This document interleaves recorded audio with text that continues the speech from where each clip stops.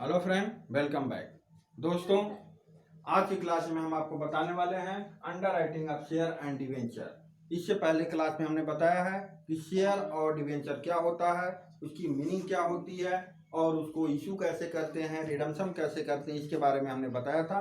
और आज की क्लास में हम आपको बताएंगे under writing of share and debenture, जिसमें सबसे पहले है meaning of under writing. Meaning of under writing ये है कि अगर कोई फर्म या कंपनी किसी कंपनी के द्वारा इशू किए गए शेयर एंड डिवेंचर को, जो पब्लिक के लिए इशू किए जाते हैं, अगर पब्लिक नहीं लेती तो उन शेयरों को लेने का वचन जो देते हैं वो अंडरराइटर यानी कि वो व्यक्ति जो किसी कंपनी या फर्म के द्वारा इशू किए गए शेयर एंड डिवेंचर को लेने का दायित्व तो अपने ऊपर ले लेते हैं, उस कंडीशन में जब पब्लिक जो है उसे नहीं लेता, तो इसे ही कहते हैं अंडर राइटिंग।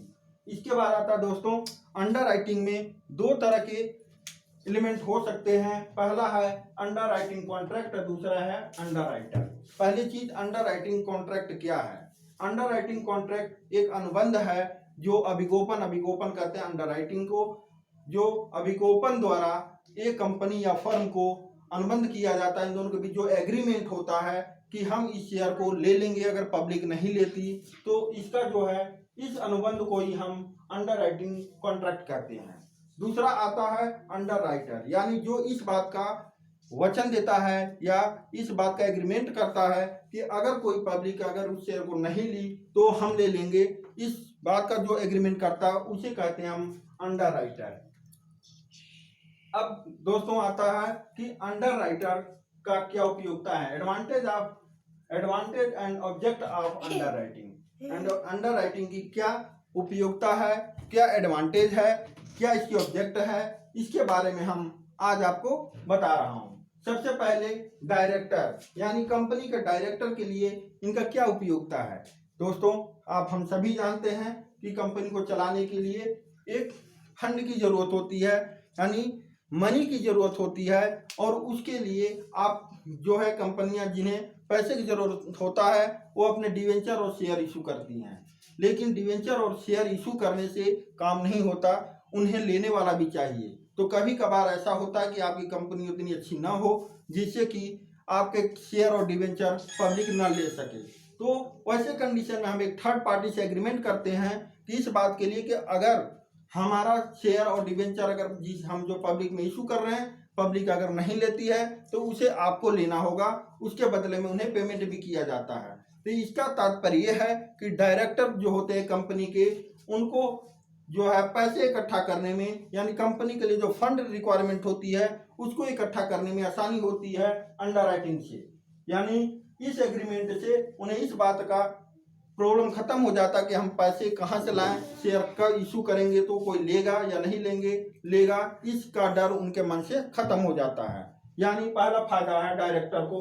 दूसरा है पब्लिक को क्या है, किसी भी कंपनी का शेयर लेने में उसे बहुत प्रॉब्लम होता है, उसे डर लगता है कि कहीं ऐसा तो नहीं कि ये कंपनी का मैं शेयर ले लूं और बाद में मेरे पैसे डूब जाएं। तो इस डर को खत्म करने के लिए ही अभिगोपन यानी अंडर राइटर की जरूरत होती है। ये बीच में एजेंट की तरह काम करते हैं, यानी अगर कोई अच्छा एजेंट अगर है बीच में कंपनी के शेयर के लिए, यानी एग्रीमेंट कर रखा हो कंपनी ने किसी से, तो जो पब्लिक होता है उसे जो है इस बात का विश्वास होता है कि हमारे पैसे जो है नहीं डूबेंगे, क्योंकि एक अच्छा अभिगोपक यानी अंडर राइटर अगर होता है तो इस बात का प्रमाण होता है कि वो कंपनी बहुत अच्छी होगी, तभी कोई अच्छा अंडर राइटर जो है उसके शेयर बिकवाने के लिए अपने ऊपर दायित्व लिया हुआ है।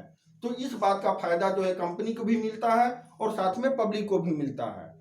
दूसरी, for company and firm, company के लिए ये है कि अगर आपके अच्छे अभिगोपक हैं यानी आपके अंडर राइटर अच्छे हैं और इसका जो है आपको आर्टिकल ऑफ एसोसिएशन में या मेमोरेंडम कहें हम बैलेंस शीट में जो है हमें शो करना होता है कि कौन हमारे अंडर राइटर हैं, वो कौन सी फर्म है, उसके नाम भी हमें शो करने होते हैं, उसके साथ जो एग्रीमेंट हुआ है उसे भी दिखाना होता है। तो इस चीज़ से हमें प्रमाण ये मिल जाता है कि इसे कौन से कोई भी आदमी बैलेंस शीट देखकर ये पता कर सकता है कि हाँ इसके कौन कौन से अभिगोपक हैं और उसकी वो किस तरह के हैं। अगर उनकी इकोनॉमिकल स्थिति बहुत अच्छी हो तो ये समझा जाता कि कंपनी भी बहुत अच्छी रहा होगा, तो इसका बेनिफिट भी कंपनी को मिल जाता है। यानी दोस्तों ये था बेनिफिट। इसके बाद आता है payment of remuneration to underwriter. अब अंडरराइटर का पेमेंट जो होता है, यानी जो अंडरराइटर होते हैं वो आपकी मतलब किसी भी कंपनी का शेयर और डिवेंचर को इशू करने का, जो इशू करने के बाद अगर कोई शेयर ना बिके तो उसे उन्हें खुद लेना पड़ता है, और ये सारे रिस्क इसलिए लेते हैं क्योंकि उसके बदले में उन्हें मिलता है कमीशन या पेमेंट दिया जाता है कंपनी द्वारा, जो कैश हो सकता है, यानी दो मोड में हो सकता है।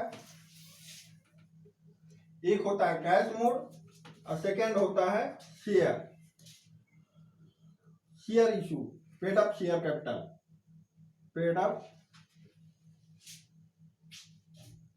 फुली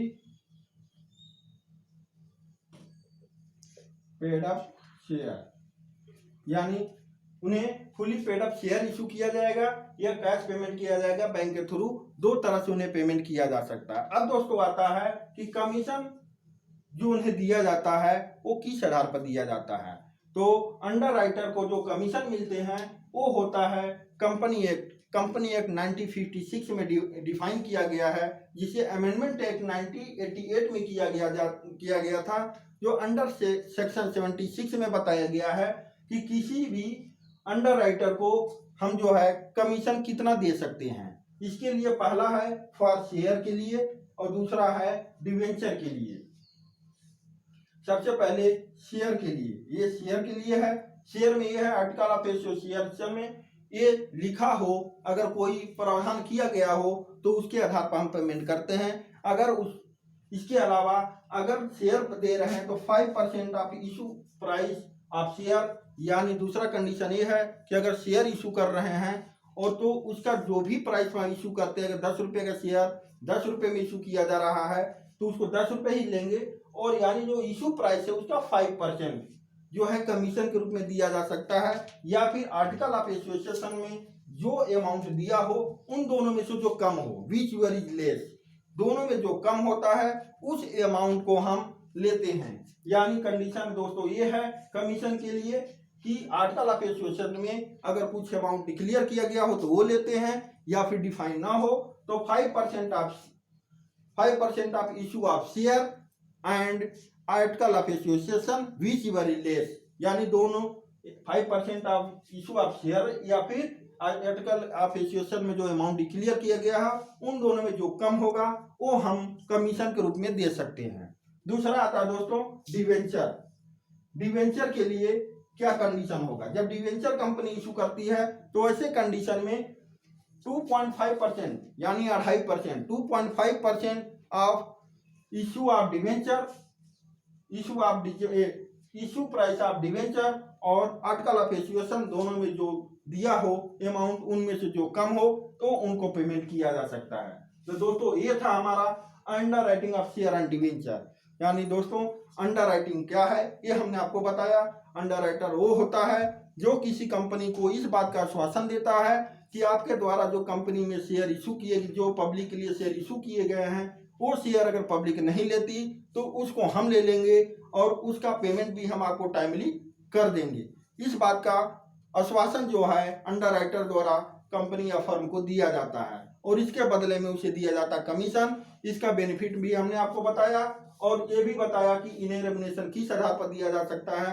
दोस्तों थैंक यू फॉर कोऑपरेशन। लेकिन अगले क्लास में हम बताएंगे कि इनका अकाउंटिंग कैसे होता है, कैसे हम अकाउंटिंग करेंगे, इसके बारे में हम बताएंगे। अगर आपको वीडियो अच्छा लगा हो तो कृपया करके हमारे चैनल को सब्सक्राइब करिए और अपने फ्रेंड को भी फॉरवर्ड कर दिए जिन्हें इसकी रिक्वायरमेंट हो। Thank you.